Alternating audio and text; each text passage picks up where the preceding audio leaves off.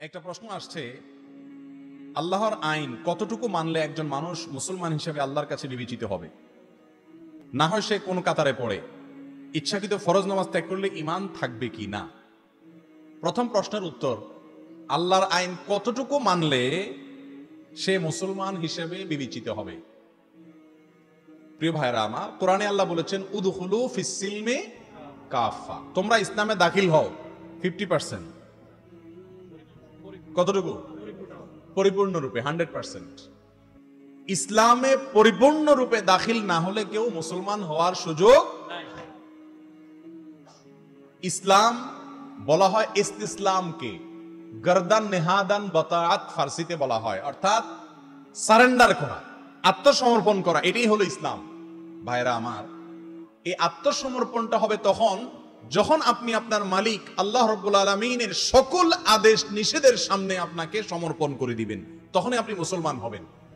আপনি যদি বলেন না আমি সমর্পণ একটু হয়েছি বাকিটুকু হই নাই, তাহলে মুসলমান হওয়ার কোনো সুযোগ নেই। বিভিন্ন সময় প্রশাসন অপরাধীদের আত্মসমর্পণের বিভিন্ন অনুষ্ঠান করে থাকে না? কোন অপরাধে যদি অস্ত্র একটা জমা দিয়ে আরেকটা এক হাতে রেখে পিছনে লুকায় রাখে, এর আত্মসমর্পণ গ্রহণযোগ্য হবে? তাকে ধরে জেলে পারবে না, শাস্তির বিচারের মুখোমুখি করা হবে না? ঠিক তেমনি ভাবে আল্লাহর আইন, আল্লাহর আদেশ নিষেধ কিছু মন মতো হয়, ভালো লাগে, সেগুলো মানি। যেটা মনের বিরুদ্ধে যায়, নিজের বিরুদ্ধে যায়, সেটা আর মানি না। এই লোক কখনো মুসলমান হতে পারে না। দড়ি মাছ নাচুই পানি টাইপের ইসলাম কখনো আল্লাহর কাছে গ্রহণযোগ্য নয়। পরিপূর্ণরূপে ইসলামে দাখিল হতে হবে। মনে রাখবেন, এই কথা আবার অনেকে ভুল বুঝেন যে শতভাগ মুসলমান কি কেউ হতে পারে? আমরা সবাই তো ভুল ত্রুটি করি। দেখুন, একটা হলো বিশ্বাসগত আর একটা হলো কর্মগত। বিশ্বাসের দিক থেকে 100% আপনাকে আল্লাহ তাআলার বিধিবিধানকে, আদেশ নিষেধকে আপনার জন্য একমাত্র এবং একমাত্র উপযোগী মনে করতে হবে, এটা হলো বিশ্বাস। কর্মের জায়গায় আপনি শতভাগ সঠিক থাকতে পারবেন না, কিছু ভুল ত্রুটি হয়ে যাবে, সেটার কারণে আপনি ঈমান হারা হবেন না। কিন্তু বিশ্বাসের ক্ষেত্রে যদি কোনো ঝামেলা থাকে তাহলে ঈমান থাকবে না। অতএব অনেক লোক আছে আমাদের সমাজে, দেখবেন বলে যে ইসলামের সব আমার ভালো লাগে কিন্তু এই জিনিসটা আমার ভালো লাগে না। আছে না নাই? ইসলামের সব মানি আমি কিন্তু এটা মানি না। নিজের বিরুদ্ধে, দলের বিরুদ্ধে, গোষ্ঠীর বিরুদ্ধে যখন যাবে তখন তার অপব্যাখ্যা করে ঘুরে এগারা সেটাকে নিজের পক্ষে আনার চেষ্টা করে। আছে না নাই? এরকম যদি হয় তাহলে ভাইরা আমার, কখনো পরিপূর্ণ মুসলমান হওয়া যাবে।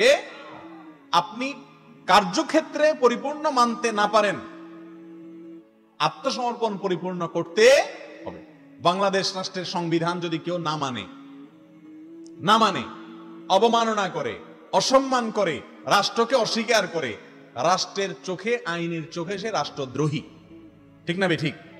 কিন্তু যদি বাংলাদেশ রাষ্ট্রের আইন লঙ্ঘন করে, অর্থাৎ একটা আইন বিরোধী কাজ করলো সে, তাহলে একজন সাধারণ অপরাধী, তার শাস্তি হতে পারে, মাফও হতে পারে, সামান্য সময় শাস্তি হয়ে আবার ক্ষমাও পাইতে পারে বা বের হয়ে আসতে পারে। ঠিক না ঠিক?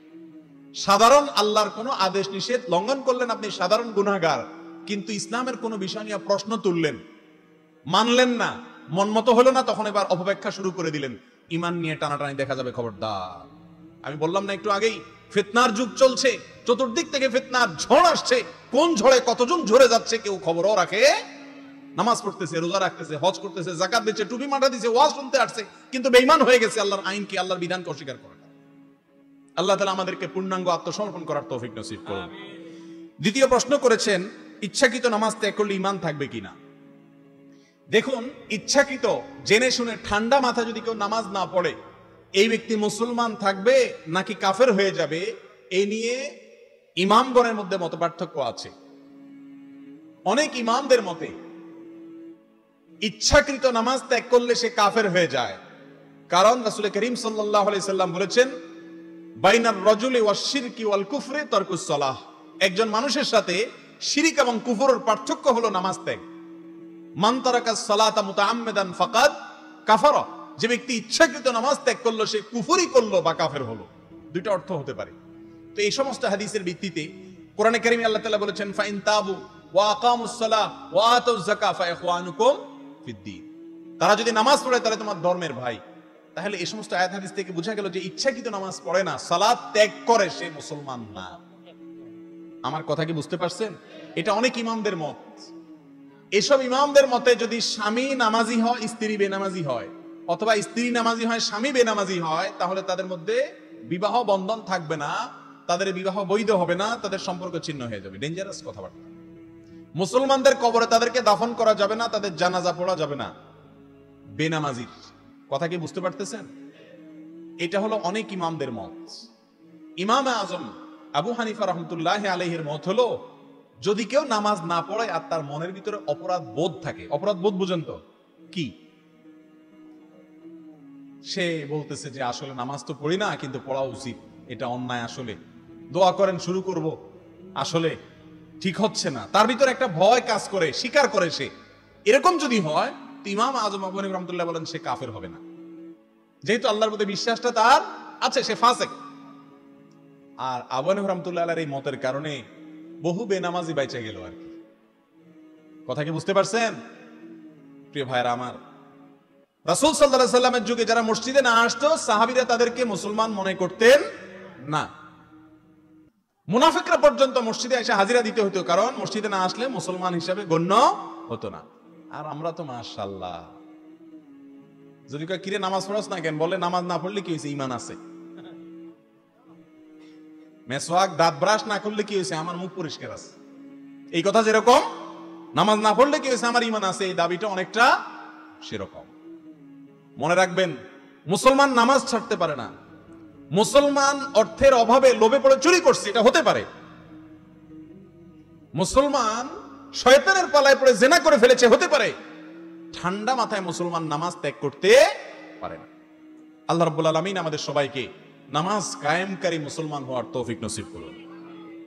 আরব আলেমদের ফতোয়া হলো, বিশেষ করে সৌদি আরবের ওলামায়ে কেরামের ফতোয়া হলো, নামাজ ত্যাগকারী কাফের, মুসলমান না।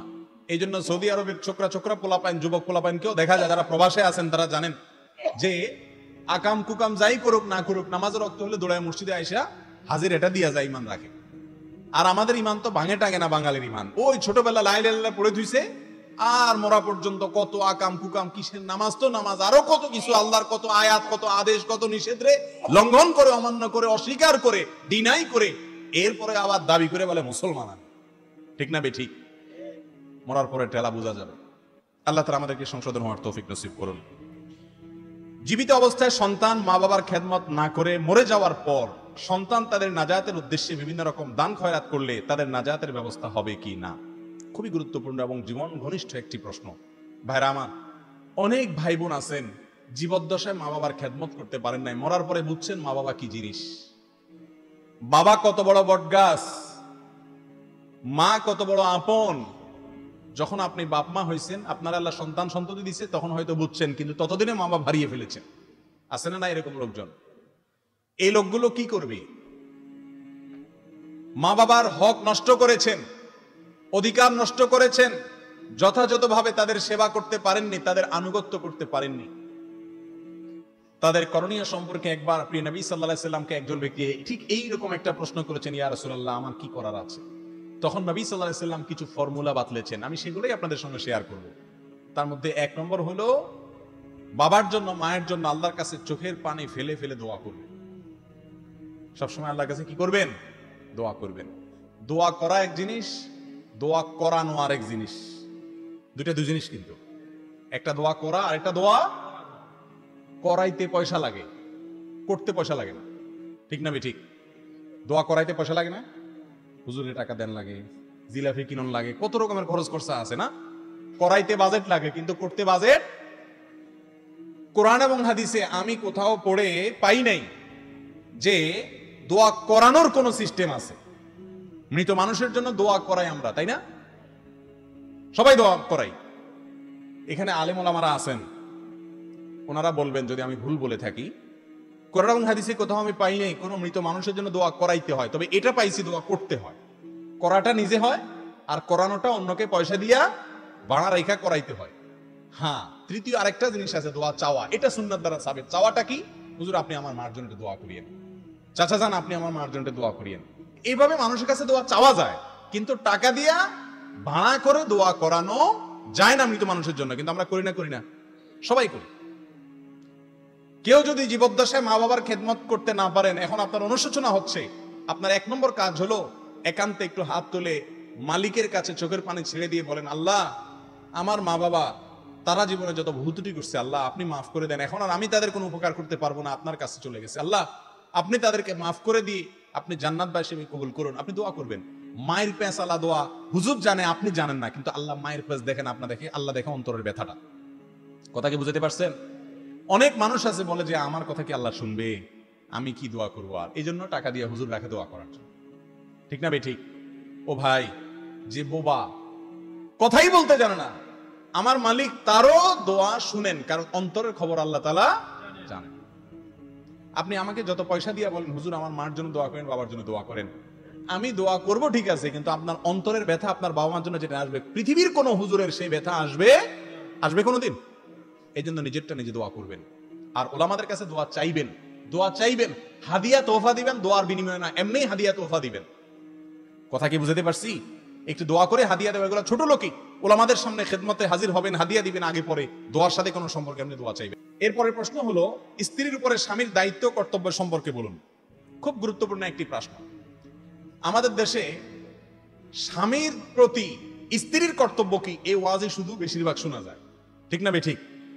মহিলাদেরকে ওয়াজ করতে করতে করতে করতে বেচারীদেরকে আমরা কোণঠাসা রাখি, কিন্তু পুরুষরা আমরা মাশাআল্লাহ নিজেকে রাজা রাজা ভাব মনে হয়, তাই না? অথচ স্ত্রীর যেরকম অনেক কর্তব্য আছে স্বামীর প্রতি, স্বামীরও অনেক কর্তব্য আছে স্ত্রীর প্রতি। ঠিক না ঠিক?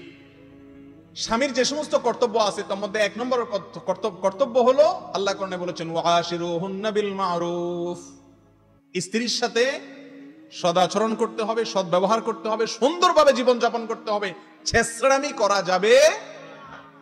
বহুত পুরুষ আছে সংসার করে ঠিক আছে বউয়ের সাথে, কিন্তু ছেঁচড়ার মতো সংসার করে, আছে না নাই?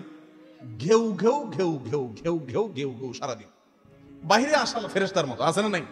ইয়া বড় ফেরেশতা, ওনার মতো মানুষ হয় না, ওনার আখলাকে ওনার আচরণে সব ভাঙিয়া চুরে পড়ে, কিন্তু বাসায় আসলে কুত্তার মতো আচরণ করে, আছে না নাই? নবীজি বলেছেন খাইরুকুম খাইরুকুম লিআহলিহি ওয়া আনা খাইরুকুম লিআহলি, তোমাদের মধ্যে, এই যে আমরা অনেকগুলো লোক আজকে একত্র হইছি, আমাদের মধ্যে সবচেয়ে ভালো আল্লাহর কাছে ওই লোকটা যেই লোকটা তার বউয়ের কাছে ভালো, যার বউ তাকে অন্তর থেকে বলে যে আমার স্বামীর মতো মানুষ হয় না, এত ভালো মানুষ তিনি। এই সার্টিফিকেট যদি বউয়ের কাছে পাইতে পারেন তাহলে কিল্লা ফতে। আর নবীজি বলেছেন আমি তোমাদের মধ্যে পরিবারের কাছে সবচেয়ে ভালো মানুষ। আমাদের অবস্থা হলো আমরা বাইরে যত ভালোই থাকি না কেন, বউয়ে আমাদের সবার গোমর সব জানে। রাগ উঠলে মুখ দিয়া কি বাইর হয়, কি করি না করি আমরা, এই সব বুজুর্গি কারামত সবকে জানে, বউ জানে। এই জন্য যার বউয়ে তাকে ভালো বলবে, সার্টিফিকেট দিবে, সে ইনশাআল্লাহ আল্লাহর কাছেও ভালো। এই জন্য স্বামীর এক নম্বর কর্তব্য হলো স্ত্রীর সাথে সদাচরণ করা, ওয়াশিরুহুন্না বিল মারুফ, সুন্দরভাবে জীবনযাপন করা। দুই নম্বর কর্তব্য হলো স্ত্রীর শারীরিক এবং জৈবিক চাহিদার পাশাপাশি তার ভরণ পোষণ যথাযথ নিয়ম অনুযায়ী ব্যবস্থা করা। এটা আলহামদুলিল্লাহ করে সবাই। তৃতীয়ত, স্ত্রীর প্রতি তার করণীয় হলো তাকে দ্বীন শিক্ষা দেওয়া, আল্লাহ এবং তার রাসূলের পথে চলতে সাহায্য করা।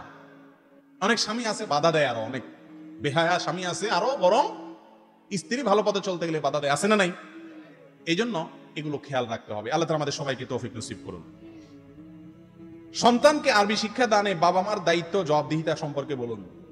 আরবি শিক্ষা না, কোরআন হাদিস শিক্ষা, দুই জিনিস কিন্তু। তবে কোরআন শিক্ষার প্রয়োজনে, হাদিস শিক্ষার প্রয়োজনে। অতএব আরবি শিক্ষা না বলে এটা বলুন যে ইসলামী শিক্ষায় শিক্ষিত করা বাবা মার এটা ফরজ, বাবা মার উপরে কি ফরজ। নবীজি বলেছেন কুল্লু মাউলুদিন ইউলাদু আলাল ফিতরা, প্রত্যেকটা শিশু জন্মগ্রহণ করে ফেরেশতার মতো নিষ্পাপ হয়ে ভালো মানুষ হয়ে, ইল্লা আন্না আবওয়াহু ইউহাউদানিহি আও ইউনাসসিরানিহি আও ইউমাজ্জিসানিহি, মা বাবাই তাদেরকে ইহুদি বানায়, খ্রিস্টান বানায়, পথভ্রষ্ট করে। শিশু জন্মগ্রহণ করার সময় সন্ত্রাসী হয়ে জন্মগ্রহণ করে, চোর ডাকাত হয়ে জন্মগ্রহণ করে। সমস্ত শিশু জন্মগ্রহণের সময় নিষ্পাপ ভালো মানুষ হয়ে জন্মগ্রহণ করে। দুনিয়ার পরিবেশ, মা বাপ সঠিক জায়গায় তাকে সঠিক সার্ভিস দিতে না পারার কারণে, সঠিক পরিবেশ দিতে না পারার কারণে তারা বিপদগামী হয়। এই জন্য মা বাবার উপরে ফরজ হলো আল্লাহর সঙ্গে পরিচয় করানো, কোরআন এবং হাদিসে শিক্ষা দেওয়া। আজকাল সেটার খবর নাই, দুনিয়া নিয়ে অনেক মাতামাতি আছে। দুনিয়ার শিক্ষা যদি না দেন আল্লাহর কাছে তার জন্য জবাবদিহি করতে হবে না, কিন্তু আখিরাতের শিক্ষা যদি না দেন আল্লাহর কাছে জবাবদিহি করতে হবে, কারণ সে আগে মানুষ হতে হবে, তারপরে অন্য সবকিছু। আল্লাহ তাআলা আমাদের সবাইকে দায়িত্ব পালন করার তৌফিক নসিব করুন। এরপরের প্রশ্ন, ইমাম মাহদির আগমন সম্পর্কে ইদানিং কিছু সুনির্দিষ্ট কথা শোনা যায়, এই সম্পর্কে বিস্তারিত কথার ভিত্তি কি? দেখুন, অনেকেই বলেন ইমাম মাহদি 24 সালে এসে যাচ্ছে, 25 সালে এসে যাচ্ছে।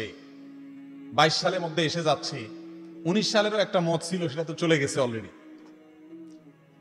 দেখুন, ইমাম মাহদি কিয়ামতের আগে আগমন করবেন, তার আবির্ভাব হবে, এ বিষয়ে কোনো সন্দেহ নাই। বহু হাদিস দ্বারা এটি প্রমাণিত। কিয়ামতের আলামত সমূহের মধ্যে থেকে একটা হলো জুহুরুল মাহদি, অর্থাৎ ইমাম মাহদির আবির্ভাব। গোটা পৃথিবী যখন অস্থির হয়ে যাবে, গোটা পৃথিবী যখন জুলুমে পরিপূর্ণ হয়ে যাবে, ন্যায় বলতে কিচ্ছু থাকবে না, মানুষ ন্যায়ের জন্য, ন্যায় বিচারের জন্য হাহাকার করবে, সর্বত্র জুলুম ছেয়ে যাবে, সেই সময়ে আল্লাহর পক্ষ থেকে ইমাম মাহদি নামে এই ব্যক্তি আবির্ভাব হবে। তিনি গোটা পৃথিবীতে শাসন করবেন, এমন ভাবে শাসন করবেন যেই শাসনে গোটা দুনিয়াতে ইনসাফে পরিপূর্ণ হয়ে যাবে এবং পৃথিবীর পুরো চেহারা চেঞ্জ হয়ে যাবে। এই অলৌকিক ব্যক্তির আবির্ভাব, তার প্রকাশ, এগুলো ঘটবে কিয়ামতের আগে, এটি সত্য। কিন্তু তার কোনো দিন, ক্ষণ, তারিখ, সাল বর্ণনা করার কোনো এখতিয়ার, কোনো ক্ষমতা কোনো মানুষের নাই। যদি কেউ নির্দিষ্ট করে বলে দেয় অমুক সালে আসবে, তাহলে সেটা ভুল। কথা কি বুঝতে পারছি? কোরআন হাদিসে কোথাও সাল বলা হয়? বিভিন্ন হাদিসকে অ্যানালাইসিস করে, গবেষণা করে অনেকে সাল বলেন, কিন্তু এই বলাটা সঠিক নয়। যদি সাল বলাটা সঠিক হতো, তাহলে আমার নবীজি অবশ্যই বলতেন এবং পূর্বসূরি ওলামারা বলতেন। বলেন না, এখনো সংখ্যাগরিষ্ঠ আলেমরা বলেন না, বিচ্ছিন্নভাবে কেউ কেউ বলেন। এটা তাদের ব্যক্তিগত মত হিসাবে আমরা রাখবো, এটা সঠিক কোনো বিষয় নয়। কখন আসবে তার ইলম একমাত্র আল্লাহর কাছে আছে। এরপরের প্রশ্ন হলো যাকাতের মাসারিফ সম্পর্কে বলুন। যাকাতের মাসারিফ মানে জাকাতের খাত, কাদেরকে জাকাত দেওয়া যাবে? প্রিয় ভাইরা আমার, 8 জায়গায় জাকাত দেওয়া যাবে, তার যে কোনো জায়গায় দিলেই হবে, এটা হলো বিশুদ্ধ মত। 8টা জাকাতের খাত আছে, তার মধ্যে থেকে মৌলিক খাত হলো গরিব, অভাবী মানুষ এবং যার কিচ্ছু নাই, নিঃস্ব। একটা হলো কিছু আছে যা দিয়ে তার মাস চলে না, সংসার চলে না, এই ব্যক্তিকে জাকাত দিতে পারবেন। আরেকটা হলো কিছুই নেই, তাকে জাকাত দিতে পারবেন। আরো অনেকগুলো জাকাতের খাত আছে, মৌলিক হলো এই 2টা খাত। এই খাতগুলো যদি নিজের নিকটাত্মীয় হয়, তাদেরকে দিলে বরং ডাবল সওয়াব হবে। হাদিসে আসছে, আস-সাদাকাতু আলাল মিসকিনি সাদাকাহ ওয়াস সাদাকাতু আলা যাবিল আকরাবাই সিলাতুন ওয়া সাদাকাতুন। নিকটাত্মীয় যদি গরিব হয়, তাদেরকে যদি জাকাত দেন, তাহলে সওয়াব হবে ডবল, আত্মীয়তার সম্পর্ক রক্ষার সওয়াব, জাকাত দেওয়ার সওয়াব। আর সাধারণ গরিবকে দিলে 1 গুণ সওয়াব পাবে। কথা কি বুঝাতে পারছি? অতএব জাকাত গরিব আত্মীয়দেরকে দেওয়া যায়, আমরা অনেকে ভুল বুঝি। তবে হ্যাঁ, মা বাপকে জাকাত দেওয়া যায় না। পূর্বপুরুষ যারা উদস্তন, দাদা দাদি, নানা নানি, তাদেরকে জাকাত দেওয়া যায় না। ছেলে মেয়ে, তাদের বংশধরকে জাকাত দেওয়া যায় না। ভাই বোন যদি বড় হয়, প্রাপ্তবয়স্ক হয়, তাদেরকে জাকাত দেওয়া যায়। আমরা জানি না, ভাগিনা ভাগিনী, ভাতিজা ভাতিজি, তাদের সবাইকে জাকাত দেওয়া যায়। এমনকি চাচাকে, ফুফুকেও জাকাত দেওয়া যায়। জি। যে সমাজে সুদের ব্যাপক লেনদেন হয়, সেই সমাজের ভবিষ্যৎ পরিণতি কি হতে পারে? সুদের বিরুদ্ধে যেখানে আল্লাহ তাআলা কোরআনে যুদ্ধের ঘোষণা করে দিয়েছেন, অতএব যে সমাজে সুদের ব্যাপকতা হবে, সেই সমাজের ধ্বংস অনিবার্য, কেউ ঠেকাতে পারবে না। প্রিয় ভাইরা আমার, সামান্য একটু সুদের কারবার, আল্লাহ তাআলা সেখানে বলেছেন যে ফাআযানু বিহারবিন মিনাল্লাহি ওয়া রাসূলি। সুদের কারবার ছাড়তে না চাইলে আল্লাহ আল্লাহ রাসূলের বিরুদ্ধে যুদ্ধের জন্য প্রস্তুতি নাও। এত বড় ডেঞ্জারাস সতর্কবার্তা আল্লাহ তাআলা কেন করেছেন? কারণ মানুষ যদি হারাম খায়, তার ইসলামের সব শেষ হয়ে যায়। আপনারা দেখবেন কোরআনের সর্বশেষ নাযিলকৃত পূর্ণাঙ্গ আয়াত, আল ইয়াউমা আকমালতু লাকুম দীনাকুম ওয়া আতমামতু আলাইকুম নি'মাতি ওয়া রাদিতু লাকুমুল ইসলাম দীনা। এরপরেও আল্লাহ তাআলা আবার হারাম খাওয়ার কথা বলছেন। কারণ কি? কারণ যদি হারাম পেটে ঢুকে, নামাজ, কালাম, রোজা, কোনো ইবাদতে কোনো কাজ হবে না। আমরা তো আজকাল বেশি মানুষ 2 নম্বরে, দুনিয়াতে সবকিছু এখন 2 নম্বর মুসলমানিত্ব, 2 নম্বরে মুসলমান। কিরকম 2 নম্বরে মুসলমান? আমরা মনে করি আগে পয়সা করি কামায়নি, অবৈধভাবে আকাম কুকাম করে 2 নম্বরই করে কামায়া শেষ বয়সে এসে আমরা ভালো সাজা যাব। ঠিক না বে ঠিক? তবলিগে যায় চিল্লা দিয়া, পীরের মুরিদ হইয়া, দাঁড়ি টাই রাইখা, টুপি টাপি লাগাইয়া, হাজি সাহেব, গাজী সাহেব, সভাপতি সাহেব, সেক্রেটারি সাহেব, মেম্বার সাহেব, চেয়ারম্যান সাহেব, বিভিন্ন সাহেব সাইজা, হুজুর সাহেব, মুজুর সাহেব, বিভিন্ন সাহেব, হাজি সাহেব সাইজা আমরা এলাকা মানুষ সামনে ভালো সাজা যাই, তুসবিনিয়া মসজিদে বসে যাই, সুবহানাল্লাহ, আলহামদুলিল্লাহ, তাই না? সারা জীবন যে মানুষের গলায় ছুরি দিয়ে আসছেন, দুনিয়ার মানুষ আপনার ইতিহাস ভুলে যেতে পারে, না জানতে পারে, আমার আল্লাহ সবকিছু জানেন। ঠিক না বে ঠিক? এই জন্য 2 নম্বরই করে আল্লাহকে খুশি করা কোনো অবস্থাতেই যাবে না। এরপরের প্রশ্ন হলো, যে সমাজ আছে, এটা গেল, মহিলাদের বাড়িতে বাড়িতে গিয়ে তালিম করা ইসলামী শরীয়তে জায়েজ আছে কিনা? আর এখন তালিমে মহিলারা আস্তাগফিরুল্লাহ না বলে এটাকে আস্তাগফিরুল্লাহ বলে, এটা কি সঠিক? দেখুন, আস্তাগফিরুল্লাহ গাইন দিয়া, গ দিয়া, এটা যদি ক দিয়া কেউ আস্তাগফিরুল্লাহ বলে, তাহলে এটা ভুল। অর্থ বিকৃত হয়ে যাবে। ইস্তেগফার কুফর থেকে, ইস্তেগফার গফর থেকে, দুইটা দুই জিনিস, অর্থই পরিবর্তন হয়ে যাবে, এটা ভুল। তবে মহিলারা বাড়িতে বাড়িতে গিয়ে তালিম করলে ইসলামী শরিয়ার যদি নীতিমালাকে অনুসরণ করে করে তাহলে সঠিক। কারণ সৎ কাজের আদেশ, অসৎ কাজের বাধা প্রদান পুরুষদের যেমন করতে হবে, মহিলাদেরও করতে হবে। কোরআন এবং হাদিসের একটা মূলনীতি হলো, যেখানে আল্লাহ তাআলা পুরুষদের ডিউটি ঠিক করে দেন নাই, গণহারে সবার জন্য বলছেন, হে ইমানদাররা এভাবে বলছেন, সেটা নারী পুরুষ সকলের জন্য কি হয়, প্রযোজ্য হয়। যার কারণে সৎ কাজের আদেশ, অসৎ কাজের বাধা প্রদান এটা শুধু পুরুষরা করবে না, পুরুষদের পাশাপাশি কারাও করতে হবে। কিন্তু মহিলাদের জন্য কিছু এক্সট্রা কঠিন শর্ত আছে। 1 নম্বর শর্ত হলো পর্দার যে বিধিবিধান আছে সেগুলো সব মেনে মেনে করতে হবে। 2 নম্বর হলো সংসারের কাজকর্ম করে অভিভাবক স্বামী হোক বাপ হোক তার অনুমতি নিয়ে তারপরে করতে হবে, না দিলে আপনার জন্য করা ফরজ না, আপনি করবেন না, নির্দেশ লঙ্ঘন করা আপনার জন্য জায়েজ নাই। 3 নম্বর হলো সফরের দূরত্বে যে করতে পারবেন না মাহরাম ছাড়া। অনেক মহিলারা আছে এক জেলা থেকে আরেক জায়গায় গিয়া তো দাওয়াতের কাজ করে, এটা হলো 2 নম্বর দাওয়াতের কাজ, এটা ইসলাম শিক্ষা দেয় নাই। হিজবুত তাওহীদ নামে একটা গ্রুপ আছে, দেখবেন মহিলাদেরকে সামনে বসাইয়া তারা প্রোগ্রাম করে, এটা ইসলাম শিক্ষা দেয় নাই। আমার নবীজি বলেছেন ওয়াখাইরু সুফুফিন নিসাই আখিরুহা, মহিলাদের সব যখন শেষে হয় ওইটা উত্তম হয়, আর এরা মহিলাদের সব সামনে রাখে। আমার রাসূল যা বলছেন হুবহু তার উল্টা, এটা কখনো ইসলাম হতে পারে না। অতএব এই মার্কা তালিম হইলে সেটা কি হবে না, জায়েজ হবে না।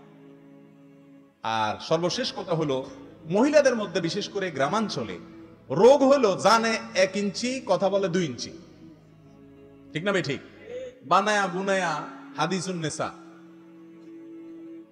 আপনারা বুখারীর হাদিস শুনছেন, মুসলিমের হাদিস শুনছেন, আরেক প্রকার আছে হাদিসুন নেসা, মানে কি মহিলাদের হাদিস, মানে মহিলাদের মুখে প্রচলিত। আল্লাহ মাফ করুক, সব মহিলা এরকম না, যারা শিক্ষিত বুঝেন আল্লাহর ভয় আছে তারা না জেনে কোনো কথা বলেন না। পুরুষদের মধ্যে এরকম রোগ আছে যে না জেনে কথা বলে। খবরদার, বাল্লিগ মা উনজিলা ইলাইক, হে রাসূল আপনার প্রতি যা নাজিল হয়েছে শুধু সেটার তাবলীগ করেন, সেটার প্রচার করেন, মন গড়া কোনো কিছুর প্রচার করা যাবে না। মান কাযাবা আলাইয়া মুতাআম্মিদান ফালইয়াতাবাওয়া মাকআদাহু মিনান নার, নবীজি বলেছেন আমার নামে কেউ মিথ্যা কথা প্রচার করলে তার ঠিকানা জাহান্নাম হবে।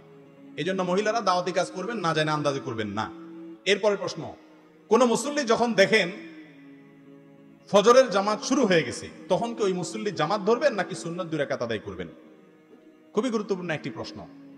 দেখুন ভাইরা আমার, ফজরের নামাজের যখন জামাত শুরু হয় তখন সুন্নত পড়বো না জামাতে শামিল হব, এ নিয়ে ইমামদের মধ্যে 2টা মত আছে। ইমামদের মত হলে ভালো করে কান খাড়া করে শুনবেন, আমার মতো আপনার মতো যদু মধুর মত না। বড় বড় ইমামগণ কোরআন হাদিস অ্যানালাইসিস করে 2টা বুঝ প্রসিদ্ধ পাওয়া যায়। তার মধ্যে একটা হলো হানাফি মাযহাব অনুযায়ী, সেটা হলো কোন নামাজে এটা করা যাবে না। সাধারণত একামত শুরু হলে আর কোন নামাজের নিয়ত করা যাবে না, ডাইরেক্ট ওইটাতে নিয়ত করতে হবে। শুধু ফজরের নামাজের 2 রাকাত সুন্নাতের গুরুত্ব এত বেশি যে এই বেশি গুরুত্ব হওয়ার কারণে ফজরটা এক্সেপশন, ভিন্ন। এখানে ইমাম জামাত শুরু করলেও আপনি তাড়াহুড়া করে 2 রাকাত সুন্নাত পড়ে যদি ইমামরে দ্বিতীয় রাকাতে ধরতে পারবেন বলে মনে হয় তাহলে সুন্নাতের নিয়ত করবেন। আর যদি মনে হয় যে না আমি 2 রাকাত পড়তে পড়তে ইমামের নামাজ প্রায় শেষের দিকে হয়ে যাবে, তাহলে আপনি সুন্নাতের নিয়ত করবেন না, জামাতে শামিল হয়ে যাবেন এবং সুন্নাতটা পরে পড়বেন। এটা কার মত বললাম? ইমাম আবু হানিফার মত। আর অন্য অনেক ইমামের মত হলো না, ফজরেও করা যাবে না, একামত শুরু হয়ে গেছে আর কোন নামাজের নিয়ত নাই, ডাইরেক্ট আগে জামাতে যোগদান। কারণ হাদিসে আসছে, নবীজি বলেছেন ইদা উকিমাতিস সালাহ ফালা সালাতা ইল্লাল মাকতুবা, যখন নামাজের একামত দেয়া হয় তখন ফরজ নামাজ ছাড়া আর কোন নামাজের নিয়ত করা যাবে না। হাদিসের কথা। কোন কোন হাদিসে ইল্লাল ফজর একটা শব্দের কথা অতিরিক্ত রয়েছে, সেই হাদিসের সনদ নিয়ে অনেক আলোচনা আছে, আমি দীর্ঘ দলিলে আলোচনা যাব না, শুধু এটুকু বলি 2টা মত আছে ইমামদের মধ্যে। সাহাবীদের মধ্যে অনেক সাহাবী আছে প্রথম মত লালন করতেন, অর্থাৎ জামাত শুরু হয়ে গেল তাড়াতাড়ি সুন্নাত শেষ করে যোগ দেওয়া যাবে। তবে আমাদের দেশে যেটা দেখা যায়, মসজিদে জামাত হচ্ছে একই জায়গায়, আপনার দাঁড়ায় সুন্নাত পড়তেছেন 10 জন 10 জায়গায় দাঁড়ায়, এটা সঠিক না।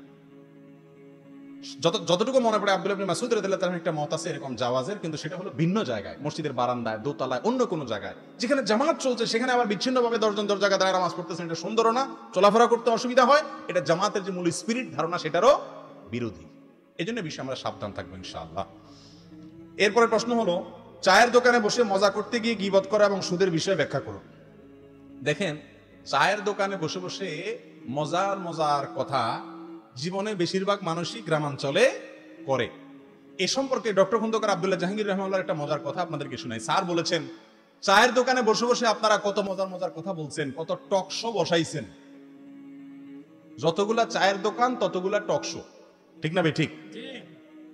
দেশে আজকে কি চলছে, কি হওয়া উচিত, কি হওয়া উচিত না, কোনটা ভুল কোনটা সঠিক, একেবারে 24 ঘন্টা টক শোর যদি কোনো আয়োজন থাকে, কোনো টিভি চ্যানেলও 24 ঘন্টা টক শো থাকে না, কিন্তু চায়ের দোকানে 24 ঘন্টার কি চলে? টক শো চলে। সব বুদ্ধিজীবীদের আখড়া। একটা দেশে এত বুদ্ধিজীবী যদি থাকে, ওই দেশ ধ্বংসের জন্য আর কিছুর দরকার নাই। কাজের লোক নাই, বুদ্ধি দেওয়ার লোক শুধু সব। ঠিক না ভাই? ঠিক। চা দোকানে বৈশা ঘন্টাকে ঘন্টা বৈশা বুদ্ধিজীবী কি করবে? টকশগিরি করবে, মাগার কাজ করতে। বিশেষ করে এই নোয়াখালী, লক্ষ্মীপুর, ফেনী এই অঞ্চলে বিদেশ থেকে ছেলে টাকা পাঠায়, আর চাচা মিয়া আর ছোট ভাই বোন যেগুলো আছে এগুলো টং টং করে ঘুরে বেড়ায়, আর চা দোকানে বসে টকশগিরি করে। ঠিক না ভাই? ঠিক। এগুলো দেশের বোঝা। এসব বুদ্ধিগিরি করে দেশের চুল পরিমাণ কোনো লাভ হবে? আরে দেশের লাভ তো পরের কথা, যে টকশগিরি করতেছে তার লাভ হবে? লাভ হলো মাঝে মধ্যে ঘুষাঘুষি। ঠিক না ভাই? ঠিক। এই জন্য ডক্টর খন্দকার আব্দুল্লাহ জাহাঙ্গীর রহমাল্লাহ বলছেন, ভাইরে জীবনে বহু টকশগিরি করছেন চা দোকানে বসে, এর চাইতে বউয়ের সাথে যদি একটু মজা মশকরাও করেন, আল্লাহর কাছে তার জন্য সওয়াব পাবেন ইনশাআল্লাহ। কারণ স্ত্রীর হক আদায় করছেন, স্ত্রীকে সময় দিয়েছেন, ভালোবাসা দিয়েছেন, এটা কেন সওয়াব পাবেন। কিন্তু এই চা দোকানে বসে টকশগিরি করলে সওয়াব তো দূরের কথা, উল্টা গুরুজ পাওয়ার সম্ভাবনা বেশি গীবত শাকায়াত করার কারণে। আল্লাহ তাআলা আমাদেরকে বুঝার তৌফিক দান করুন। এরপর প্রশ্ন, ইমান নিয়ে সহজে কিভাবে মৃত্যুবরণ করতে পারে সে সম্পর্কে একটু জানার উপকৃত হব। অনেক বড় টপিক ভাই, আমরা আজকে এই বিষয়ে বলেছি শুরুতে, ইমান নিয়ে কিভাবে দুনিয়া থেকে যাব। তারপরেও যেহেতু প্রশ্ন করেছেন, সংক্ষেপে কয়েকটি পয়েন্ট বলি। 1 নম্বর, ইমান ভঙ্গের কারণগুলো সম্পর্কে জানবেন। এ বিষয়ে বিভিন্ন আলোচনা আছে, বিভিন্ন টক শোতে আমরা কথা বলেছি। গত শনিবারের আগের শনিবারে যমুনা টিভিতে প্রতি শনিবার 3:30 একটা লাইভ যায় আমার, সেখানে আমরা ইমান ভঙ্গের কারণ নিয়ে কথা বলেছি, বিভিন্ন জায়গায় কথা বলেছি। এগুলো ইউটিউবে আছে, ফেসবুকে আছে, শুনে নিবেন। ইমান ভাঙে কি কারণে জানবেন, জেনে ইমানকে মনিটর করবেন, পর্যবেক্ষণ করবেন, আছে কি নাই খোঁজ খবর নিবেন। 2 নম্বর হলো ইমানকে নবায়ন করবেন। নবীজি বলেছেন, মুসাদদারাকে হাকিমে বর্ণিত হয়েছে, জাদ্দিদু ঈমানাকুম, তোমরা ইমানকে নবায়ন করো, মাঝে মধ্যে ইমানকে আনো। ক্বালু কাইফা নুজাদ্দিদু ঈমানানা ইয়া রাসূলুল্লাহ, বলা ইয়া আল্লাহর রাসূল, আমরা কিভাবে ইমান নবায়ন করব? বললেন, আকসিরু মিন কাউলি লা ইলাহা ইল্লাল্লাহ, বেশি বেশি লা ইলাহা ইল্লাল্লাহ বলবা, এতে ইমান কি হবে? নবায়ন হবে, রিনিউ হবে। ইমানকে বেশি বেশি রিনিউ করবেন। 3 নম্বর হলো ভাইরা আমার, কোরআনকে আঁকড়ে ধরবেন, কোরআন বুঝে পড়বেন। বিশেষ করে যুবক ভাইদেরকে আমি অনুরোধ করছি, করজোড় করে কোরআন মুখস্থ না বুঝে তেলাওয়াত করবেন না, বুঝার চেষ্টা করবেন। অবশ্যই ওলামাদের তত্ত্বাবধানে ভালো কোনো তাফসীর গ্রন্থ নিয়ে ওলামাদের সাহচর্য থেকে কোরআন বুঝবেন। কোরআন শুধু মন্ত্রের মতো পাঠ করার জন্য আসে নাই, এটা হেদায়েতের জন্য আসে, বুঝতে হবে। কোরআন বুঝলে ইনশাআল্লাহ, আল্লাহর আয়াত বুঝলে হেদায়েতের উপর টিকে থাকতে পারবেন। আল্লাহ তাআলা সবাইকে তৌফিক নসিব করুন। আর একটা দোয়া শিখিয়ে দিচ্ছি, রব্বানা লা তুযিগ কুলুবানা বা'দা ইয হাদাইতানা ওয়া হাব লানা মিন লাদুনকা রাহমা ইন্নাকা আনতাল ওয়াহ্হাব। এই দোয়াটা ঈমানের উপর অটল থাকার দোয়া, ঈমান নিয়ে যাওয়ার দোয়া। হে আমার রব, আমার অন্তরকে আপনি বাঁকা করে দিয়েন না, একবার হেদায়েত দিয়েছেন, এরপর আর গোমরাহ করিয়েন না, আমি যেন সঠিক পথে থাকতে পারি, এইভাবে দোয়া করবেন। আর ঈমানের মৃত্যুর জন্য আল্লাহর কাছে সবসময় দোয়া চাইবেন, মেসওয়াক বেশি বেশি করবেন। আল্লাহ তাআলা তৌফিক নসিব করুন। এরপরের আমল, প্রশ্ন তো অনেক রয়ে গেছে, সময় আমার শেষ। আচ্ছা, এবার শর্টে দিয়ে দিই, বিস্তারিত না বলি। বিয়ের ক্ষেত্রে ইসলামী শরিয়ার অনুযায়ী বয়স নির্ধারিত কিনা? ইসলামী শরিয়া অনুযায়ী বিয়ের কোনো বয়স নির্ধারিত না। ইসলামী শরিয়া অনুযায়ী বিয়ের কোনো বয়স নির্ধারিত, যদি অপ্রাপ্ত বয়স্ক হয় অভিভাবকরা বিয়ে দিতে পারেন, কিন্তু সেটা প্রাপ্তবয়স্ক হওয়ার পরে বা যারা বিবাহ করছে তারা চাইলে বিয়ে রাখতেও পারে, অথবা তাদের মন অনুযায়ী ভাঙতেও পারে। নফসের বিরুদ্ধে জেহাদি কি কোরআনে বর্ণিত জিহাদ ফি সাবিলিল্লাহ? জি না। কোরআনে সাধারণত যে জিহাদের কথা বলা হয়েছে, হাদিসে যে জিহাদের কথা বলা হয়েছে, সাধারণ অর্থে জিহাদ বললে সেটার দ্বারা নফসের জিহাদ বোঝানো হয় না। ওইটার দ্বারা বোঝানো হয় হলো জান মাল বাজি রেখে আল্লাহর দুশমনদের বিরুদ্ধে লড়াই করা, এটা সেই জিহাদ বোঝানো হয়। তবে হ্যাঁ, অনেক সময় জিহাদ বলতে নফসের জিহাদকেও বোঝানো হয়। ছেলেদের জন্য রং ব্যবহার করা হারাম, সেক্ষেত্রে বিভিন্ন ফেয়ারনেস ক্রিম ব্যবহার করা যাবে কিনা? আপনি ফতোয়া তো নিজেই দিয়ে দিলেন, রং ব্যবহার করা হারাম। কে বলছে আপনাকে রং ব্যবহার করা হারাম? এই যে হুজুর দাঁড়িতে মেহেদি লাগাইছেন, হারাম কাজ করছেন না। দাড়ি যদি সাদা হয়ে যায়, চুল যদি ছাড়া হয়ে যায়, নবী সাল্লাল্লাহু আলাইহি ওয়াসাল্লাম বলেছেন সেটাকে তোমরা কালার দিয়ে পরিবর্তন করো, ওয়াজান নিবুসে ওয়া, তবে কালো কালার যেন না হয়। অতএব মেহেদি ইত্যাদি দিয়ে রং করাতে দোষ নাই।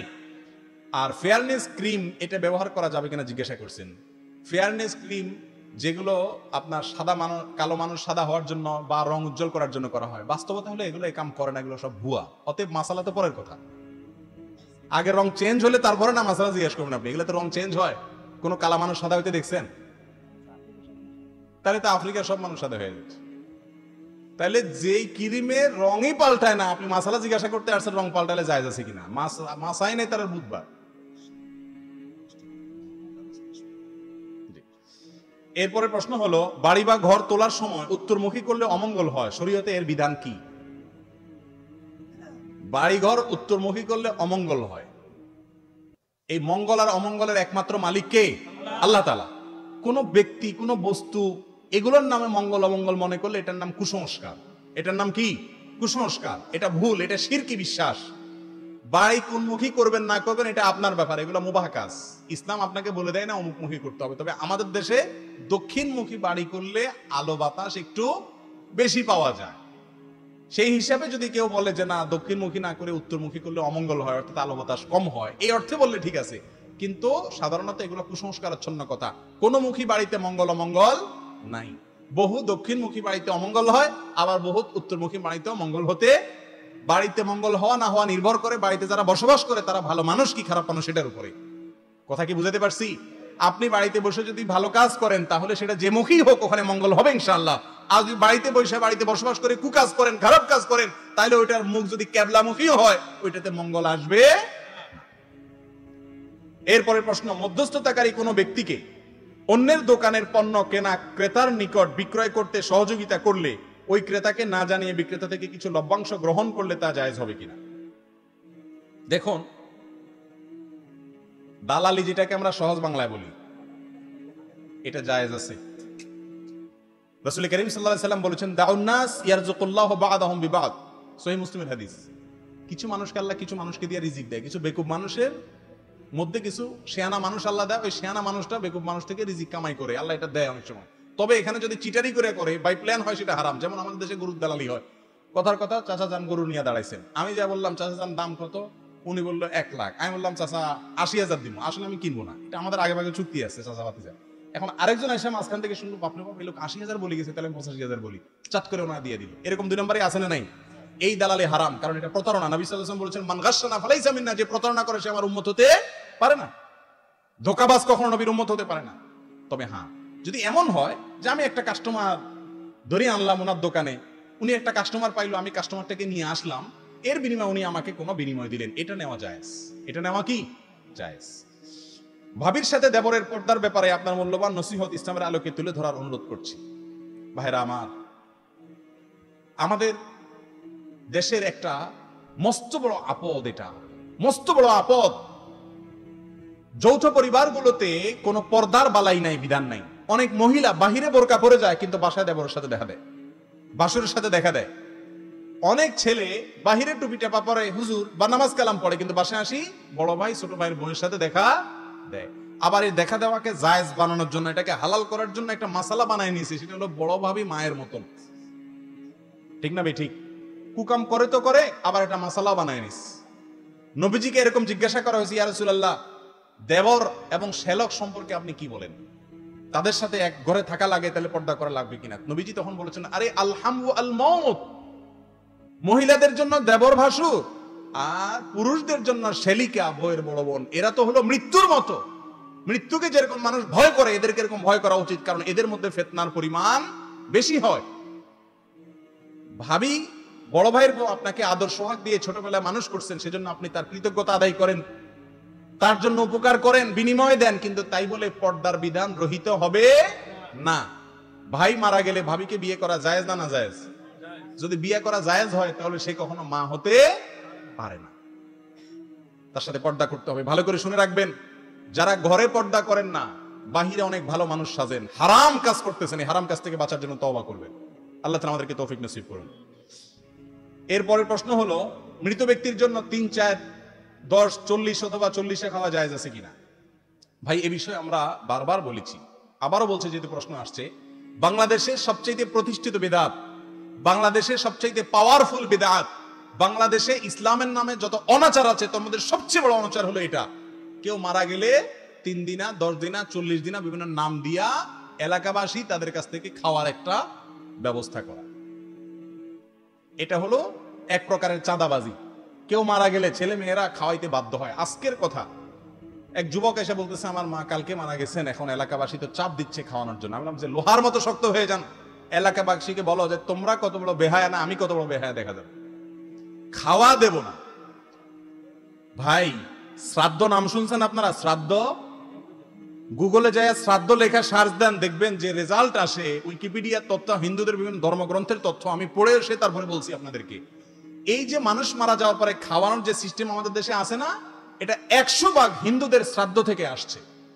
হিন্দু ধর্ম মতে একটা বিশ্বাস আছে, ভালো করে শুনে রাখেন, হিন্দু ধর্ম মতে একটা বিশ্বাস আছে, যদি কোনো মানুষের মৃত্যুর পর আত্মীয় স্বজনরা, মৃত ব্যক্তির লোকজন যারা আছেন পরিবারের, তারা যদি এলাকাবাসীকে, অন্য মানুষজনকে যদি না খাওয়ায়, হাত না ধোয়ায়, তাহলে সেক্ষেত্রে ওই ব্যক্তি জান্নাত, স্বর্গে যেতে পারে না, সেই ব্যক্তির শান্তি হয় না যত ভালো কাজ করুক না কেন।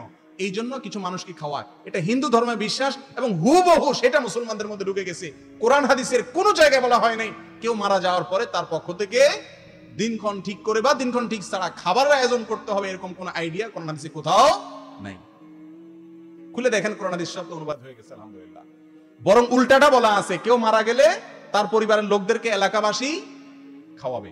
কেন খাওয়াবে? কারণ তাদের মন খারাপ। নবীজি সাল্লাল্লাহু আলাইহি ওয়াসাল্লাম বলেছেন ইসনাউলি আলি তালিব তুআমান, আরে তাদের জন্য খাবার বানাও, কারণ তাদের আত্মীয় স্বজন মারা যাওয়ার কারণে মন খারাপ, তাদের রান্না করার মানসিকতা না, তাদেরকে খাওয়াও। আমাদের দেশে তাদেরকে খাওয়ায় ঠিকই, 2-4 দিন খাওয়ায়া এরপরে একসাথে সুদে আসলে সব উড়ে এনে, ঠিক না ভাই? ঠিক, একবেলা করে সবাই খাওয়া, এরপরে গরু জবা করে পুরো এলাকাবাসী খাওয়ান লাগে, সুদে আসলে উঠাইলো না। আরে ভাই, খাওয়ার অনুষ্ঠান হয় আনন্দের সময়। কখন? বিয়ের সময় খাওয়া আছে, বাচ্চা হলে আকিকা আছে, আছে না নাই? খুশি হলে মিষ্টি মিষ্টি খাওয়া। খাবারের যত অনুষ্ঠান এগুলো সব আনন্দের সময় হয়। আপনার বাপ মা মরে গেছে, আপনি অনেক খুশি ফুর্তি দিয়ে সব মানুষ খাওয়াইতেছেন, জিনিসটা কত বড় অড। কিন্তু এটা না করলে এলাকার মানুষ, এত ডেঞ্জারাস আমাদের সিন্ডিকেটটা, বলে যে কত খারাপ, বাপ মা চলে গেল একটু কারোর হাত ধোয়াইলো না, বলে কি বলে না? যে বেহায়া এ কথা বলে ওরে বলবেন যে তোমার হাত আরেকজন ধোয়াইতে হবে কেন, এত পানির তল পড়ছে তোমার হাত ধোয়াইতে হবে আরেকজন। এগুলো কুসংস্কার, অপসংস্কৃতি, চাঁদাবাজি। অনেক গরিব মানুষ আছে, যে লোক মারা গেছে ওই বেচারা দেনা শোধ করার মতো অবস্থা নাই, কিন্তু ঠিকই গরু জবাই করে জিয়াফত দিয়ে মানুষ খাওয়ান লাগে, ঠিক না ভাই? ঠিক। এগুলা চাঁদাবাজি, ইসলাম এগুলা জায়েজ নাই। বলিষ্ঠভাবে এগুলোর বিরুদ্ধে শক্ত হাতে দাঁড়াবেন। অন্য কেউ করে করুক, আপনার আত্মীয়ের জন্য আপনি মানুষ খাওয়াবেন না। নাম হইলো গরিব খাওয়ানি। কিসের গরিব খাওয়ানি? গরিবরে কয় তোরা ওইদিকে পরে বয়, আসেন অমুক সাহেব তমুক সাহেব, আগে সাহেবরা খাইতে খাইতে জুটা মুটা থাকলে গরিব খায়, না খাইলে নাই, ঠিক না ভাই? ঠিক। এসব অপসংস্কৃতি এগুলা ছেড়ে দেন। যদি আপনার মুর্দার পক্ষ থেকে দান সদকা করতে চান, এমনি গরিব দুঃখীরে চাল ডাল কিনে দিন, খাওয়াইলেন, সেটা ভিন্ন কথা। কিন্তু এরকম জিয়াফত করে সামিয়ানা টাঙ্গা বিয়ার মতো অনুষ্ঠান করে খাওয়াবেন না, এগুলো জায়েজ নাই, গুনাহের কথা, উল্টারও গুনাহ হবে। এরপরে প্রশ্ন, জাকাত কি রমজান মাস ছাড়া বছরের অন্য মাসে দেওয়া যাবে? জাকাতের সাথে রমজান মাসের কোনো সম্পর্ক নাই, কিন্তু আমাদের দেশে বেশিরভাগ মানুষ জাকাত মনে করে শুধু রমজান মাসেই দিতে হয়। জাকাত কখন দিতে হয় ভাই বলেন তো? জাকাত অর্থ বছরের সাথে সম্পর্ক, প্রত্যেকের অর্থ বছর আলাদা। আমি বড়লোক হয়েছি জানুয়ারি মাসে, অতএব আমি জাকাত দেবো জানুয়ারি মাসে। উনি ওনার টাকা জাকাত দেওয়ার মতো টাকা হয়েছে ডিসেম্বর মাসে, 1 বছর পূর্ণ হলে উনি পরবর্তী বছর জাকাত দিবেন, যদি আরবি মাস হিসাব করতে হবে, চন্দ্র মাস সেই হিসাবে। অতএব এক একজনের জাকাত এক এক মাসে হবে। রমজানে দিলে জায়েজ হবে, কিন্তু রমজানেই দিতে হবে এই ধারণা সঠিক না। ছুটে যাওয়া নামাজের ক্ষেত্রে যে রাকাত আমি উপস্থিত হব, সেটা আমার জন্য কততম রাকাত হিসেবে গণ্য হবে, এ নিয়ে অনেক মতপার্থক্য আছে। অনেকে বলছেন শেষের নামাজ, অনেকে বলেছেন শুরুর নামাজ। বাকি এই মতপার্থক্যগুলো সবগুলোই ইস্তেহারি, কোনটাকে উড়িয়ে দেওয়ার মতো না।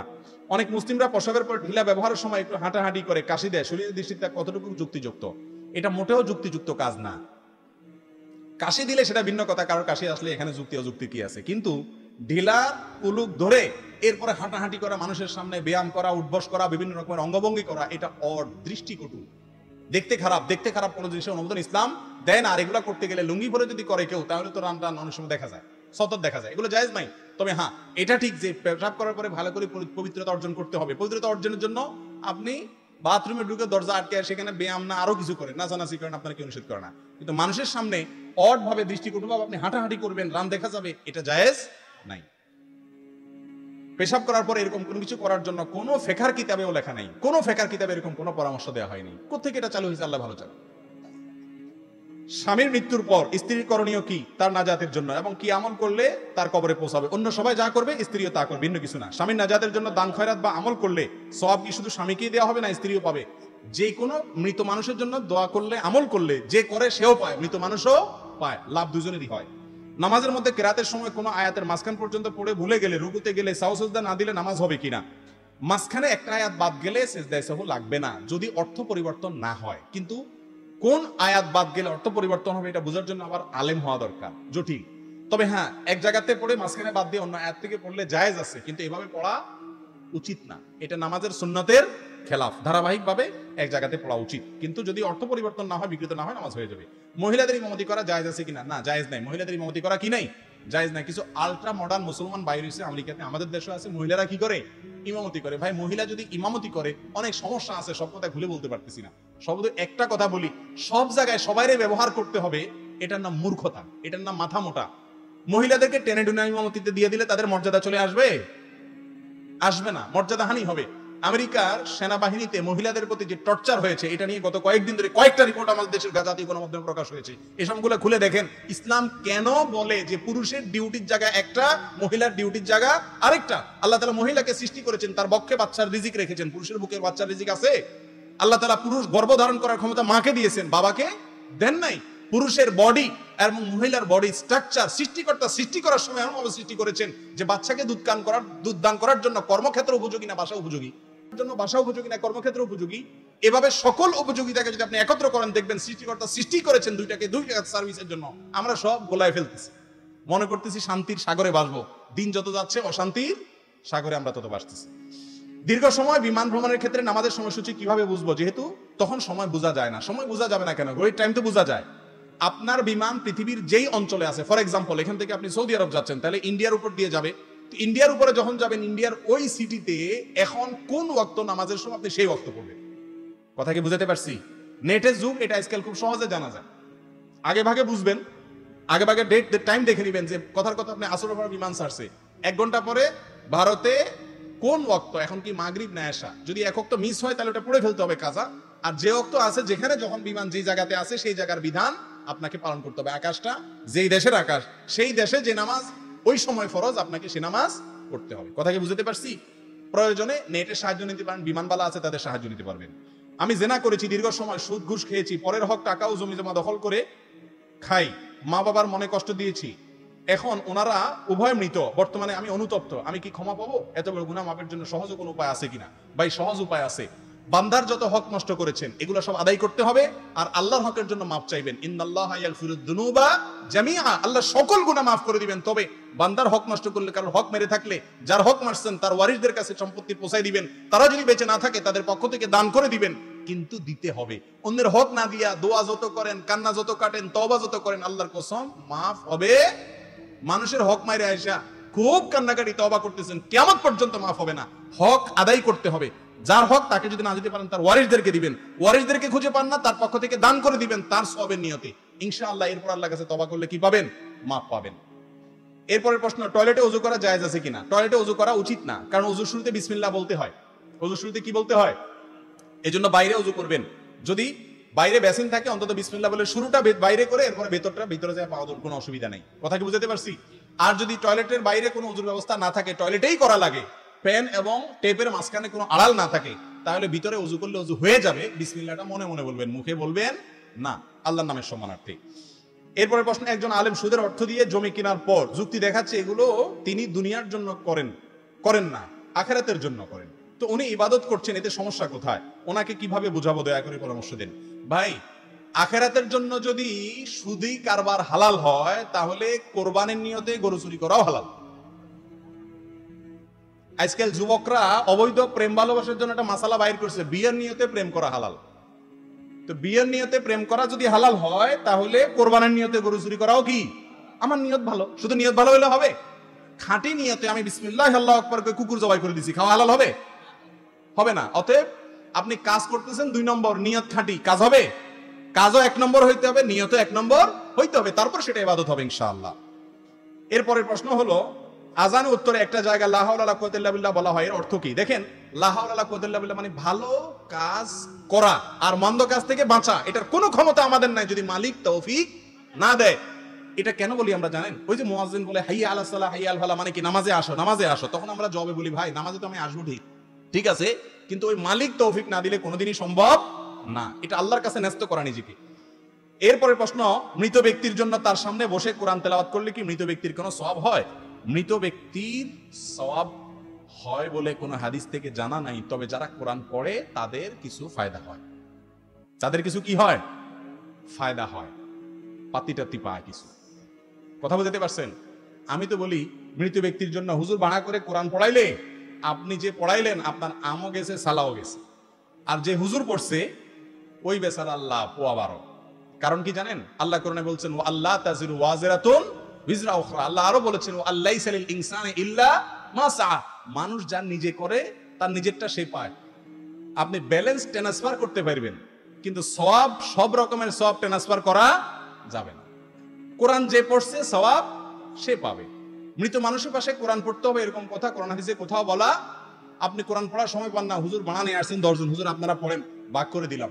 হুজুররা টাকা ভাগ করে নিয়ে আপনারা কোরআন পড়ে দিল, আর পড়লে সওয়াবটা মুখে দিয়ে দিলাম। এরকম কোন সিস্টেম ইসলামে নাই। সওয়াব ট্রান্সফার এভাবে করা যায় না। আপনার টাকাও গেল, খানাটাও গেল, সওয়াবটাও গেল, আমও গেল, সালাও গেল। কথা বুঝতে পারছেন? নিজেরটা নিজে করবেন, হুজুরের কাছে এমনি দোয়া চাইবেন। আর হুজুরের হাদিয়া দেওয়ার জন্য, খাওয়ানোর জন্য আবার টাকা চাইতে হবে, এটা কোন ছোট লোকই? পেটে কয়টা ভাত দিয়ে হুজুর এবার হাত তোলেন, মানে কেন হাত তোলা ছাড়া হুজুরের খাওয়ান যায় না? একজন আলেম এমনি আল্লাহর খুশি করার জন্য খাওয়াইলে সওয়াব হবে না? খাওয়াবেন এমনি, আর দোয়া চাইবেন আলাদা। দুইটা পেটে দিয়েই হুজুর হাত তোলেন, মানে খানা শেষ এবার দোয়া করেন। আমার সময় শেষ অনেক আগেই। এরপরে 2-3টা ছোট্ট প্রশ্ন আছে, শেষ করে ফেলি, এদের মনে দুঃখ না থাকে। চেয়ারে বসে নামাজের হুকুম কি? চেয়ারে বসে নামাজ পড়া জায়েজ আছে ওই ব্যক্তির জন্য যে ব্যক্তি রুকু সিজদা করার ক্ষমতা রাখে না। অনেক বয়স হয়ে গেছে, শরীর ভারী হয়ে গেছে, রুকু সিজদা করতে গেলে পড়ে যেতে পারে, অথবা ডাক্তার বলছে যে আপনি রুকু সিজদা করলে আপনার স্থায়ী রোগ হবে, এরকম বড় সমস্যা হতে পারে। এরকম ব্যক্তি যদি হয় তাহলে দাঁড়ানোর ক্ষমতা থাকলে দাঁড়ায় নামাজ পড়বেন, রুকু সিজদার সময় চেয়ারে বসে ইশারা করে নামাজ পড়বেন। কিন্তু সামান্য একটু কোমর ব্যথা হইলে চেয়ারে বসে নামাজ পড়া শুরু করে দিবেন, এরকম করলে নামাজ হবে। আজকাল মসজিদগুলোরে দেখলে মনে হয় বাইতুল কুরসি। বাইতুল কুরসি মানে বুঝেননি? মানে চেয়ারের ঘর। মসজিদের এক পাশ ধরে চেয়ার আর সিরিয়াল। 10 বছর আগেও বাংলাদেশে এত চেয়ার আসিল না। এই চেয়ার, প্লাস্টিক চেয়ারের কোম্পানিগুলো বাইর হইয়া এত সহজ হয়েছে, টানিয়ে মসজিদে চেয়ারে কেন খাড়াই যায়। হারা দুনিয়া দৌড়ে দফাইতে দফাইতে নামাজের সময় চেয়ারে টেনে খাড়াই যায়। ঠিক না? ঠিক, এগুলো ঠিক না, এভাবে নামাজ হবে না। হ্যাঁ, ওই যে বলছিলাম, এত ভারী শরীর যে ওনার রুকু সিজদা করা করলে ব্যালেন্স থাকে না, পড়ে যাবে, অথবা ডাক্তার বলছে যে মেরুদণ্ডে বা ইয়াতে এমন সমস্যা আছে যে তিনি রুকু সিজদা করলে তার রিস্ক হবে, তার জন্য জায়েজ আছে চেয়ারে বসে ইশারা করে নামাজ পড়া। কয়দিন আগে ইসলাম ফাউন্ডেশন থেকে এক মৌলবী ফতুয়া দিছে চেয়ার বসে নামাজ পড়া সর্বাবস্থায় হারাম, কোনো অবস্থাতে জায়েজ নেই। পরে আবার সরি টরি কইয়া ফেরত নিছে ফতুয়া, কারণ উল্টাপাল্টা ফতুয়া দিছে। কত উল্টাপাল্টা দিলে হবে না। চেয়ারে বসে বসা নামাজ পড়া জায়েজ আছে কার জন্য? ওই নিরুপায় ব্যক্তির জন্য। কিন্তু আজকাল দেখা যায় 40 বছর তাগড়া মানুষ এও চেয়ারে বসে নামাজ পড়া শুরু, একটু শরীরটা খারাপ লাগতেছে চেয়ারে বসে স্টাইল। এটা স্টাইল, ফ্যাশন হয়ে গেছে। এটা কি হয়ে গেছে? ফ্যাশন হয়ে গেছে। আল্লাহ তাআলা মাফ করুন। অনেকে গালি দানকারী ব্যক্তিকে না, আলেমকে গালি দানকারী ব্যক্তিকে ইসলাম কি বলে? দেখুন, গালি দানকারী ব্যক্তি মুসলমান হতে পারে না, আলেম হোক আর গায়রে আলেম হোক। কোন মুসলমানকে, কোন মানুষকে, কোন ব্যক্তিকে, কোন বস্তুকে, এমনকি অমুসলমানকেও গালি দিতে ইসলাম শিক্ষা দেয় নাই। নবী সাল্লাল্লাহু আলাইহি সাল্লাম বলেছেন, আল মুমিন লা ইয়াকুনু লাআনান ওয়ালা তাআনান ওয়ালা ফাহিশান ওয়ালা বাদি। কোন মুমিন গালিবাজ হতে পারে না। আজকাল দেখা যায় অনেক বড় বড় ইসলাম প্রচারক ফেসবুকে ইসলাম প্রচার করে, কিন্তু গালি দিতে দিতে গোষ্ঠী উদ্ধার করে, আছে না নাই? এক গ্রুপের হুজুরের ভক্ত অন্য হুজুরের গালি দিলে অনেক সওয়াব হয়, তাই না? কি বলেন? এগুলো আমাদের মধ্যে আছে না নাই? আল্লাহ তাআলা আমাদেরকে বোঝার তৌফিক দান করুন। যে হুজুরের মহব্বত আপনাকে গালি শিখাইছে, বুঝতে হবে এই মহব্বত আল্লাহর জন্য হয় না, এটা হুজুরের জন্য হয়েছে, এই জন্য গালি আসতেছে। আল্লাহর জন্য হলে গালি আসবে না। খবরদার, মুখ খারাপ করবেন না, এটা কোনো অবস্থাতে জায়েজ না, হারাম। আর আলেমকে যদি গালি দেয়, আলেম হওয়ার কারণে গালি দিলে সে কাফের হয়ে যাবে। আলেম হওয়ার কারণে, হুজুর হওয়ার কারণে, আল্লাহর কথা বলার কারণে, আল্লাহ রাসূলের কথা বলার কারণে, কোরআন হাদিস বলার কারণে ঘৃণা করে যদি তারে গালি দেয়, তাহলে সে ব্যক্তি ঈমান থেকে কি হয়ে যাবে? খারিজ হয়ে যাবে, ডেঞ্জারাস কথা। আর যদি এমনি মানুষের প্রতি বিদ্বেষের কারণে গালি দেয়, তাহলে গুনাহ হবে, কাফের হবে না। তবে আলেমদেরকে গালি দেওয়া ডেঞ্জারাস। সাধারণ মুসলমানদের দিন শিখার মতো কয়েকটি বইয়ের তালিকা চাই। ভাইরা আমার, দিন শিখার জন্য বাংলা ভাষায় যত বই রচিত হয়েছে, এর মধ্যে সবচেয়ে সুন্দর এবং সবচেয়ে প্রয়োজনীয় হলো ডক্টর খন্দকার আব্দুল্লাহ জাহাঙ্গীর রহমানের সমস্ত বইগুলো। বাংলা ভাষায় দ্বীনি বই এত ভালো, এত অথেন্টিক, এত দলিল সমৃদ্ধ আর পাওয়া যায় না। এর মধ্যে কয়েকটা বইয়ের নাম বলতে পারি: ইসলামী আকিদা, রাহে বেলায়েত, ইহয়া ও সুনান, হাদিসের নামে জালিয়াতি, পোশাক, পর্দা ও দেহসজ্জা, এই জাতীয় বইগুলো আপনাদের সংগ্রহে আপনারা রাখতে পারেন। মাওলানা আব্দুল মালিক সাহেব হাফিজাহুল্লাহ, ওনার লেখা কিছু বই আছে খুবই গুরুত্বপূর্ণ, যেমন প্রচলিত জাল হাদিস নামে একটা বই আছে, এবং আর অনেকগুলো বই আছে, এগুলো আপনারা সংগ্রহ করতে পারেন। এগুলো অথেন্টিক আলেমদের লেখা বই। আমাদের দেশে ধর্মীয় বই লিখতে কোনো কাহিনী লাগে না। মিনা বুক হাউস, সিনা বুক হাউস, সবাই বই বাইর করে, বেজালে ভরা। এই জন্য এই নামগুলো বললাম, অনেক বেশি গুরুত্বপূর্ণ। আর অনেক বই আছে আলহামদুলিল্লাহ যেগুলো উপযোগী।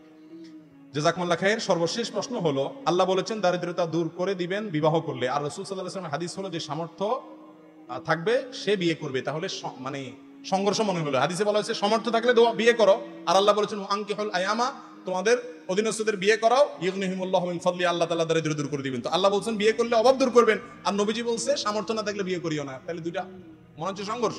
সমাধান হলো, নবীজি বুঝাতে চাইছেন বিয়ে করতে হলে কমপক্ষে স্ত্রীর মহরানা দেওয়ার মতো সামর্থ্য থাকতে হবে। বহু যুবক আছে বাসর রাতে বোর কাছে মাপ চায়, আছে না নাই? বসর রাতে মাপ চাওয়া যুবকের জন্য বিয়ে করার শিক্ষা ইসলাম দেয় নাই। এই বেহায়াগিরি করার থেকে টাকা জমাই করো, তারপরে বিয়ে করিও, এখন রোজা রাখো। কথা বুঝতে পারছি? আর কোরআনে যে আল্লাহ তাআলা অভাব দূর করবেন বলছেন, ওটার দ্বারা উদ্দেশ্য হলো তার সার্বিক আরো প্রাচুর্য দেওয়া, কিন্তু মিনিমাম যে সামর্থ্য, মোহর দেওয়ার টাকা, ডাইল ভাত খাওয়ার ব্যবস্থা থাকতে হবে। এরপরে আল্লাহ তাআলা আরো বরকত দিবেন স্ত্রীর রিজিকের ব্যবস্থা। অনেকে বিয়ে করে না, বউ আয়না কি খাওয়াইবো এই চিন্তা না, ওই বইয়ের রিজিকের চিন্তা আপনার নাই, তার রিজিকের চিন্তা আল্লাহ। ওইটার কথা আল্লাহ বলছেন যে বিয়ে করলে আল্লাহ তাআলা তার রিজিকও আপনার মাধ্যমে ব্যবস্থা করবেন। কথা কি বুঝাতে পারছি? কিন্তু আপনার মিনিমাম যে সামর্থ্য সেটা আপনাকে অ্যাপ্লাই করতে হবে। আল্লাহ তাআলা আমাদের সবাইকে বুঝার তৌফিক নসিব করুন।